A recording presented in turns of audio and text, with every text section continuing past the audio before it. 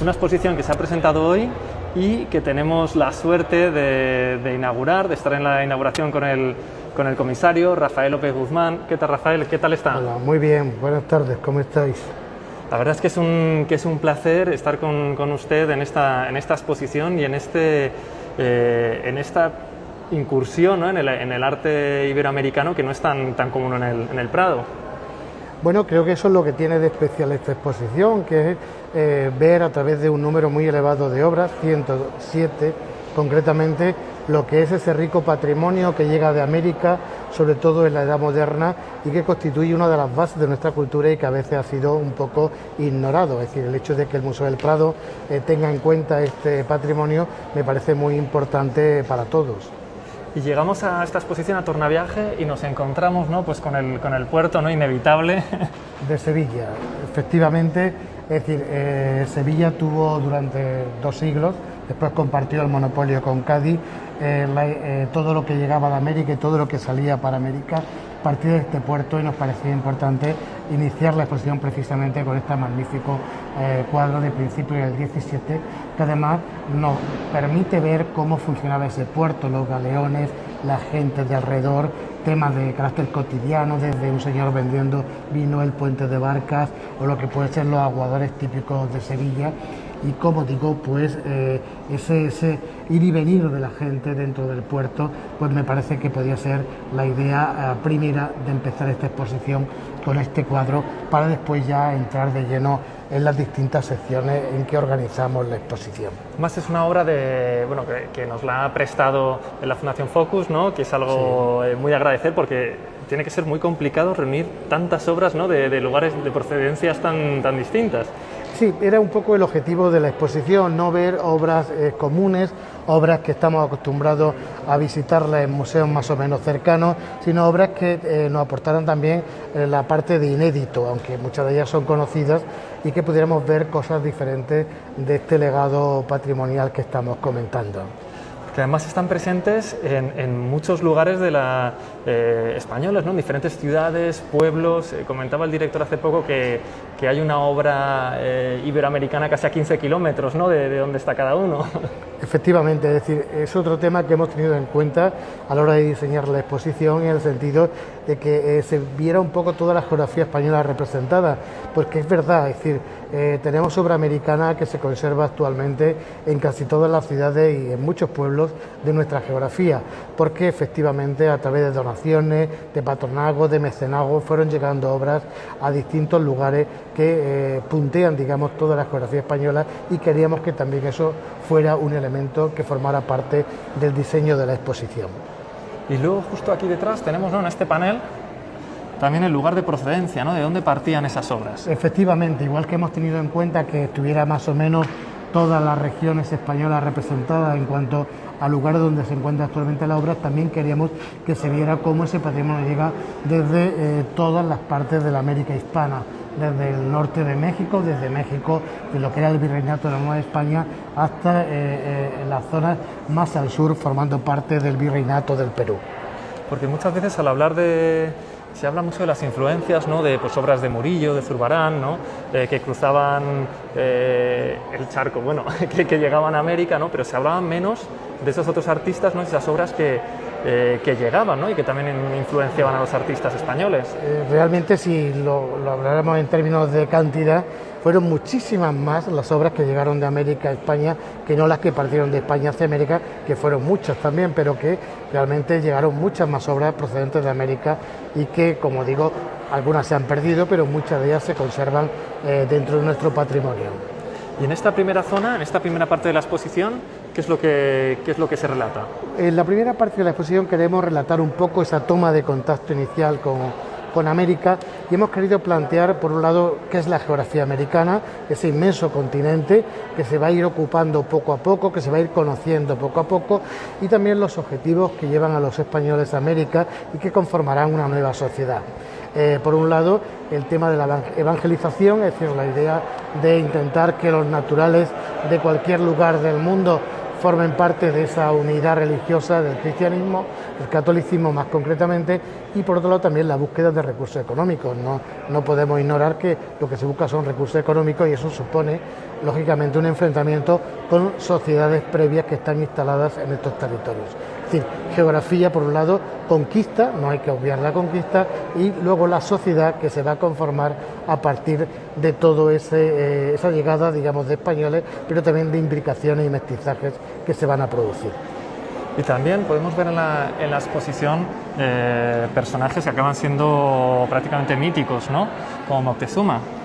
Sí, el caso como decía, de la conquista es un tema que no está presente en la exposición y lo queremos representar con distintas obras, pero esta de Moctezuma es importantísima, se conserva actualmente en Florencia, es un regalo que llega a Cosme III de Medici y aparece Moctezuma representado con un retrato de aparato propio de finales del siglo XVII, pero en toda su majestuosidad, es decir, con los atributos de emperador, con elementos propios de la cultura azteca y que no aparece como un vencido en absoluto, sino sencillamente como un personaje que fue interesante políticamente y también interesante en cuanto a lo que pudieron ser sus consecuciones y su organización del Estado previa a la llegada de Hernán Cortés. Este reconocimiento del otro es algo que también se puede ver en el biombo, ¿no? En la conquista, donde en el biombo de se la trata conquista con mucho... se ve muy bien lo que puede ser ese reconocimiento del otro, puesto que la sociedad criolla, sobre todo de fines del siglo XVII y del XVIII, va a asumir como propia la historia prehispánica y se van a considerar ellos un poco los que tienen derecho a la administración de lo que son los territorios de América, donde se incuba de alguna manera luego las ideas que van a llevar a la independencia de los territorios americanos a principios del siglo XIX. Vamos a ver el biombo, que lo tenemos justo aquí en la siguiente sala. Es un biombo espectacular, además, gracias a la restauración, pues bueno, se puede ver en todo su esplendor. Y es una pieza muy particular, ¿no? Muy especial. Es una pieza muy particular por el tamaño, por la calidad que tiene el biombo en sus dos caras. En una cara se representa la conquista de Tenochtitlan y en la otra se representa la Ciudad de México prácticamente en el momento de su realización, en torno a 1692-1696. El relato está muy bien conformado por los personajes que aparecen, la identificación de los personajes y de los hechos concretos de esta conquista, que no sucede, digamos, en un tiempo determinado, lógicamente en torno a lo que son 1519 y 1521, pero aparecen también personajes míticos de la historia del mundo prehispánico y también aparecen redefinidos algunos personajes que van a tener importancia política después de la conquista, es decir, de miembros de la realeza azteca que se van a resituar, podríamos decir, en el organigrama ya de la Nueva España, del virreinato de la Nueva España. O sea, es una sociedad en la que se va reflejando cada vez más, ¿no? Va aceptando un poco su pasado, no solo su pasado hispánico, también el pasado prehispánico, y lo mezcla, ¿no? Esta hibridación, ¿no? Que se puede ver muy bien en la exposición. Efectivamente, es uno de los argumentos de la exposición, la hibridación cultural que se va a producir, la nueva cultura que surge en ese contexto y que es tan herencia para nosotros, digamos, desde el punto de vista de España, como también en la construcción de su propia identidad de los países de América en este momento. Además, llama muchísimo la atención cómo los temas van evolucionando, se van tratando de una forma diferente aquí y en América, pero también los materiales, ¿no? que se utilizan.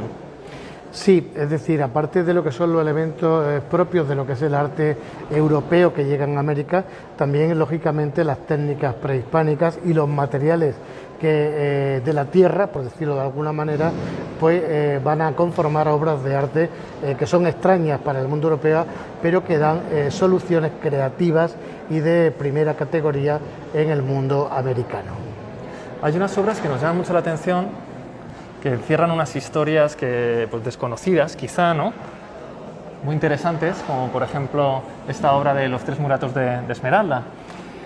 Es una obra realmente importante porque es la primera obra que tenemos firmada por un artista indígena, es decir, Andrés Sánchez Galque, que firma la obra es un indígena quiteño que se ha formado en la Escuela de Arte y Oficio de San Francisco en Quito y representa el momento en que la familia de los Arrobe, que provenían de la zona de Esmeralda en la costa de Quito y que se habían conformado mediante un mestizaje entre negros, esclavos cimarrones que habían huido de lo que era el control de los españoles. En ese momento habían conseguido un mestizaje con los caciques indígenas de esa zona, plantean una guerra contra la audiencia de Quito que finalmente se resuelve con un tratado de paz, que es lo que representa, y es el momento en que son recibidos en Quito, van a entrar en la Catedral de Quito, en la iglesia en ese momento, y se revela en su forma de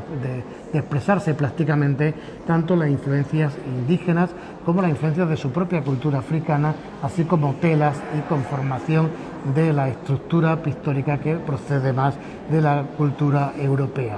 El cuadro se hace como si dijéramos una foto del momento histórico para enviárselo al rey Felipe III como imagen de lo que es el evento político que quiere representar. Lo indica aquí arriba, ¿no? En la leyenda. Lo cuenta arriba, efectivamente, cómo se manda este cuadro al monarca. La verdad es que son obras que los visitantes que tengan la suerte de encontrarse y descubrir estas obras no muy conocidas, ¿no? Porque no son, se busca también que sean obras quizá pues que el público no esté tan acostumbrado a ver.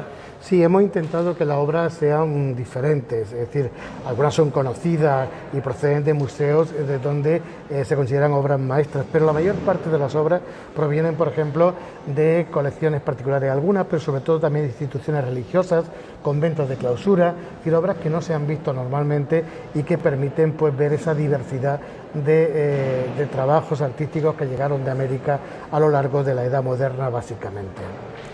En la rueda de prensa, que por cierto se puede ver, se ha mostrado en streaming, en donde en su intervención, se puede ver en nuestro canal de YouTube, en su intervención, decía que la exposición está montada, ¿no? En esta primera parte es como una plaza mayor, ¿no? Sí, podemos ver de hecho la vista del biombo, aprovechamos para ver la vista del biombo de la Ciudad de México. Es donde aparece la Plaza Mayor, el zócalo conocido actualmente con la carroza del virrey, que estaba tirada por 6 caballos, era el único que tenía el privilegio de llevar 6 caballos en la carroza. Aparece la catedral, aparece el baratillo, es decir, todo lo que es el mercado del entorno, así como los grandes edificios que conformaban México en ese momento. Lo interesante de de este biombo también, es que aparecen figuras humanas. Existen otros biombos conservados en México donde la ciudad se representa pero sin personajes, solamente la arquitectura y el trazado urbanístico. Y aquí aparecen hasta 145 personajes que se identifican con situaciones diversas de carácter social. Por eso la idea que comentábamos de la plaza pública como el lugar donde se interaccionan socialmente gente de distinta clase social, gente que tiene distintas actividades, sobre todo las del mercado, por ejemplo, y que van a llevar allí los frutos de la tierra, toda esa botánica tan rica americana que luego va a pasar, digamos, a Europa y que será fundamental incluso en los cambios gastronómicos y de elementos de carácter de patrimonio inmaterial que hoy día conforman no solamente Europa, sino el mundo en su conjunto. Temas como la patata, el tomate, el maíz, que son tan importantes en la dieta actual de casi cualquier parte del mundo y que son originarios de América. También lo que comentaba, ¿no? Que no solo obras de arte, sino bueno, obras artísticas, pero como pueden ser escritorios, o también llegaron mucho a España, ¿no? y a Europa. Sí, dentro de lo que significa los ajuares domésticos llegan elementos muebles de madera, desde arcas, desde escritorios, desde distintos tipos de objetos de funcionamiento cotidiano e igualmente también ajuares que tienen que ver con la iglesia, es decir, custodias, cálices, patenas, sagrarios, es decir, una serie de objetos que tienen que ver con el funcionamiento diario tanto de la casa privada como de los espacios religiosos, que llegan como donaciones, que llegan como regalos a distintos lugares de España e insisto, toda la geografía española está punteada de este tipo de objetos que llegan por distintas razones, llegan hasta España. Que además también se comentaba en la rueda de prensa que tenemos muy asociado, ¿no? Pues, el arte en España, ¿no? Pues llega siempre de Flandes o de Italia y son los grandes comercios, ¿no? Pero realmente el comercio con América era mucho mayor. Era mucho mayor, de hecho a nivel cuantitativo son muchas más las obras que llegan desde América a España, estamos hablando de obras de arte, que las que llegan de Flandes o de Italia, de Nápoles, básicamente, es decir, de los territorios europeos que pertenecieron a la corona española. Pero es cierto que muchas de estas obras se valoran inicialmente como por su valor antropológico, su valor etnológico, y a veces han pasado desapercibidas, de ahí que aquí tenemos la oportunidad de verlas en un contexto absolutamente artístico y valorarlas desde ese punto de vista. O sea, es una cuestión que tiene más que ver con nuestros ojos, con nuestra mirada de europeos, que no se valore de forma estética. Posiblemente tenga que ver esa idea del eurocentrismo, que hay que acabar con ese punto de vista y valorar más los valores de diversidad y los valores específicos de cada uno de los territorios americanos, que incluso son diferentes entre ellos mismos. Americano es un conjunto, y eso también nos lleva a valorar dentro de la propia Europa lugares que tradicionalmente no han sido los centros productores artísticos, que a veces siempre pues, nos reducimos a los grandes espacios de Italia, Francia, Alemania, Inglaterra, Países Bajos, y también hay arte en otros países, digamos, más periféricos del mundo europeo. En esta justo acabamos de cambiar de sala, esto sería la segunda parte de la exposición, ¿no? que trata, bueno, lo pone muy bien ahí, imágenes y cultos de ida y vuelta, es todo el rato este tornaviaje, ¿no? Ida y vuelta. Sí, siempre el tornaviaje de ida y vuelta, que nos lleva a que devociones que son propias de España pasan a América, ese proceso de evangelización, y allí se naturaliza y comienza una nueva historia con iconografías alternativas, hay iconografías que son diferentes, pero también América crea sus propias devociones, sus propias vocaciones. En el caso de la Virgen de Guadalupe de México, que es la primera gran aparición de carácter divino que se produce en territorio americano, o por ejemplo la Virgen de Copacabana, que también la tenemos allí al fondo, ¿no? La tenemos al fondo, y que es una de las advocaciones más importantes de la zona andina, concretamente lo que es el lugar donde se venera actualmente, la Casa Madre, está en Copacabana, que está en el lago Titicaca, justo en la frontera entre Bolivia y Perú. Es decir, esa idea de cómo realmente originalmente era una Virgen de la Candelaria que llega desde España. Pero también hay que señalar que en el tornaviaje nos devuelven imágenes propias de allí. Por ejemplo, hemos visto la Virgen de Guadalupe, pero también, por ejemplo, Santa Rosa de Lima, que es la primera santa americana que llega a España, que va a llegar a España.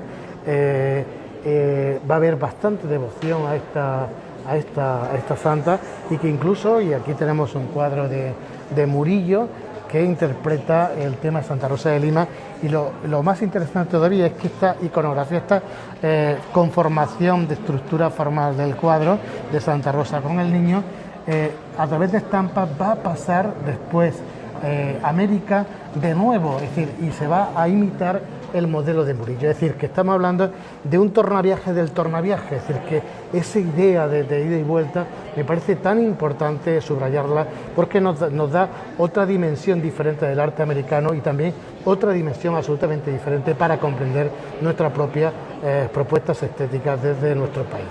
Se convierte casi en una conversación, ¿no? En un ida y vuelta. Exactamente, es decir, América estaba muy lejos, sobre todo cuando se iba en barco, claro. No como en aviones actualmente. ¿Cuánto podría llevar un viaje? Depende, es decir, el viaje para allá solía tardar en torno a un mes y medio, y la vuelta era un poco más lenta, porque normalmente los galeones eran más pesados a la vuelta, traían productos de allí y podían llegar a tardar 3 meses, es decir, que era bastante más largo. Y eso si llegabas, claro. Si llegabas tanto para allá como para acá, o no sufrías ningún tipo de intervención de corsarios, piratas y demás, o la fuerza de la naturaleza, es decir, tifones, huracanes, etcétera, etcétera. Pero, claro, no son los aviones actuales que en 8 o 10 horas puedes cruzar, digamos, el Atlántico. Pero parece mentira que pese a esas dificultades el comercio era bastante fluido, e incluso se encargaban desde España, se encargaban a lo mejor temas de artes decorativas, de artes industriales, se encargaban a América y llegaban 2 años después, no pasaba nada. E incluso la relación que tenía América a través del galeón de Manila con Asia, y se encargaban porcelanas chinas desde España, siguiendo el proceso de Sevilla-Veracruz, en México, Veracruz-Acapulco, Acapulco-Manila. A Manila llegaban, por ejemplo, las sedas de Cantón, y desde Cantón hacían el sentido inverso: Cantón-Manila, Manila-Acapulco, Acapulco-México, Veracruz, La Habana, Sevilla, y después al final el comprador último estaba en Burgos, por decir una ciudad.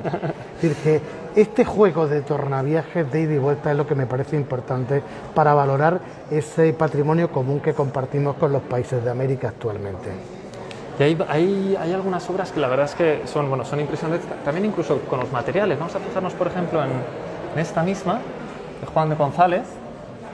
Sí, esa es una obra, la Virgen de de Valvanera, que está hecha con lo que es la técnica del enconchado. Es muy interesante para ver de nuevo ese concepto de tornaviaje.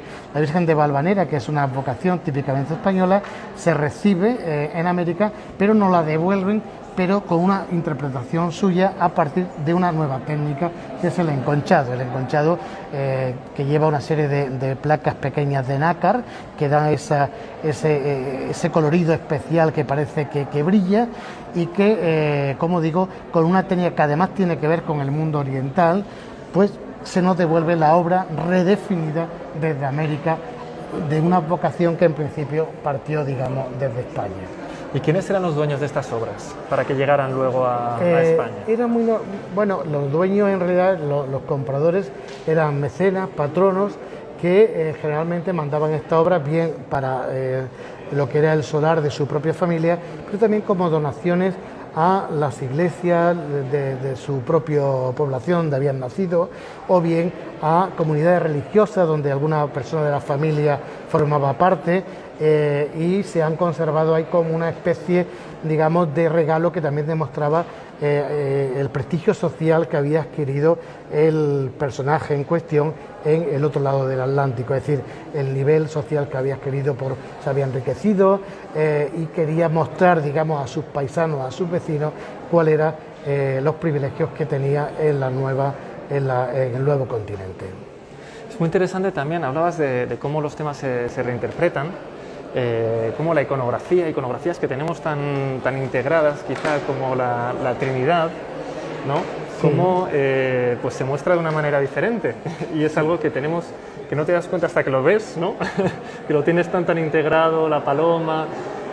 Bueno, ese tema es la iconografía de la Trinidad isomórfica o antropomorfa, donde se representa, caso herético es el Espíritu Santo, que aparece no en forma de paloma, sino como una figuración más. Esas representaciones estaban marginadas, o si no prohibidas, prácticamente marginadas por parte del Concilio de Trento. Incluso Francisco Pacheco, en su Arte de la Pintura, decía que había una forma de representar la Trinidad que era abominable, que era este tipo. En España se encuentran muy pocas Santísima Trinidad, de 3 personas distintas y un solo Dios verdadero.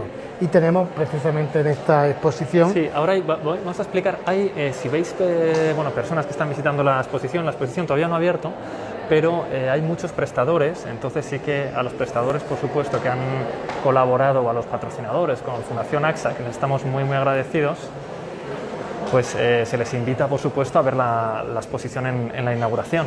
Esta es la obra a la que se refería Rafael. La Trinidad isomórfica, donde, no obstante, como podemos ver, cada uno de los 3 personajes, que son iguales, tienen atributos que lo identifican perfectamente. Dios Padre en el centro está con el cetro y con el sol. El Espíritu Santo a la derecha tiene en el pecho la paloma, que lo identifica, y el Hijo, Jesucristo, tiene, como veis, el corderito, y también tiene los símbolos de la pasión en las manos y en los pies, que nos lo enseña para poder identificarlo. Pero claro, es mucho más fácil entender a nivel didáctico qué es la Santísima Trinidad con este tipo de cuadros. Y curiosamente los jesuitas, que eran, digamos, los defensores de Trento, de la Contrarreforma, los más estrictos, en cambio utilizaban este tipo de representaciones y las apoyaron precisamente en el mundo americano. Pues además, Rafael, comentabas que estas obras, esta obra es de Ágreda, ¿no? Sí, de un convento de... Un convento de Ágreda, en Soria. En Soria, sí. ¿Y cómo recibían en Soria cuando llegaba esta interpretación de la Trinidad? Bueno, como he dicho, no estaba del todo prohibido en España. Los datos que yo tengo de algunas otras que he podido trabajar, hechas incluso por pintores aquí en la península ibérica, solían como marginarlo un poquito, es decir, que no se vieran mucho, a nivel público, pero no había tampoco en ese sentido una prohibición total, ni llegaban a destruir la obra porque tuviera ese modelo de representación. Y de las obras que tenemos en esta sala, ¿cuál destacaría? Porque la siguiente sala, como hemos comentado que sí, claro, hoy es un día muy importante y bueno, pues hay muchos prestadores. Bueno, aquí tenemos dos obras fundamentales de Cristóbal de Villalpando, que es esta Santa Leocadia, que vemos aquí. Además, la restauración ha sacado a la luz porque el cuadro se había adaptado al espacio que ocupa actualmente la Catedral de Jaén y había perdido en la parte derecha del cuadro, había perdido 3 personajes y medio, es decir, los 3 últimos personajes y la mitad del cuarto no eran visibles, puesto que se había doblado el lienzo. Entonces, en la restauración se ha podido extender el lienzo, devolver a su tamaño original, incluso con una restauración del marco bastante importante, porque claro, el marco ya era más pequeño, y que permite, digamos, ver esta obra fundamental de Villalpando. Parece ser que fue una donación que parte de un religioso de la provincia de Jaén, que llegó a ser arzobispo de México y también virrey de la Nueva España. Tenemos este cuadro que forma pareja con el que vemos al fondo, que son los desposorios de la Virgen, también de Villalpando y conservado en la Catedral de Jaén. Estas dos obras de Cristóbal de Villalpando, que es junto con Miguel Cabrera y con Juan Correa, posiblemente los pintores más importantes del barroco, y no quiero dejar a ninguno al margen del barroco mexicano. Estos dos cuadros son fundamentales para entender la trayectoria pictórica de Cristóbal de Villalpando y además se encuentran en España, por eso son tan importantes. Es decir, que no solamente mandaban obras, digamos, aparentemente secundarias, sino que estaban mandando obras fundamentales desde el punto de vista actual para la historia del arte en cada uno de estos países que tratamos en esta exposición. Pues en la siguiente sala me parece que no vamos a poder verlo, vamos a echar un vistazo así. A ver cómo está los espectadores también como... Sí, la verdad es que se está haciendo una visita para los prestadores que han sido generosísimos, sobre todo porque muchas de estas obras, sobre todo las que tienen carácter religioso, hoy día son parte de la devoción popular y de la devoción de comunidades religiosas que se han tenido que desprender de ellas para dejarlas durante los 3 meses que va a durar la exposición. Por eso hay que agradecerlo de forma importante, puesto que es un esfuerzo para ellos que comparten, digamos, con la ciudadanía y los visitantes que van a tener la suerte de ver esta exposición, que espero que sean muchos, sobre todo por la apuesta que hemos hecho, ¿no? Vamos a ver, hay una obra que es muy muy interesante, el Divino Indiano, ¿no? Sí, el Divino Indiano, tenemos 2 obras que representan el Divino Indiano en la exposición. Una es una pintura y otra es escultura. El Divino Indiano original se encuentra en el hospital que fundara Hernán Cortés en México. Es un Cristo barroco que tiene muchísima devoción y se hacen copias que van llegando a España. Concretamente esta, que viene de Chiclana de la Frontera, no solamente hay que valorar la escultura, sino que también es un relicario en su conjunto, tanto la base como lo que es la cruz, donde aparecen distintas reliquias incrustadas, que curiosamente además llevan un cartelito cada uno que identifican quién es el santo. Y además, como podemos apreciar en la cruz, vemos que hay una serie de plaquitas de color verde, las ves ahí arriba. Sí, sí, sí. Rafael, lo vamos a dejar aquí porque yo creo que ya va a ser más complicado y así seguro que los espectadores se quedan con ganas y otro día, ¿no? Pues nos piden más. Pues muchísimas gracias, Rafael, la verdad es que ha sido un placer. Estamos deseando disfrutar de la exposición hasta el 13 de febrero, ¿no? Hasta el 13 de febrero, a partir de mañana, podemos ver la exposición en el Museo del Prado y creo que merece la pena darse un paseo para ver estas 107 obras que desde luego creo que todas como conjunto, pero cada una en particular, pueden sugerir muchas cosas al espectador. Muchísimas gracias, lo dejamos aquí con la recomendación de Rafael y hasta pronto a todos. Gracias.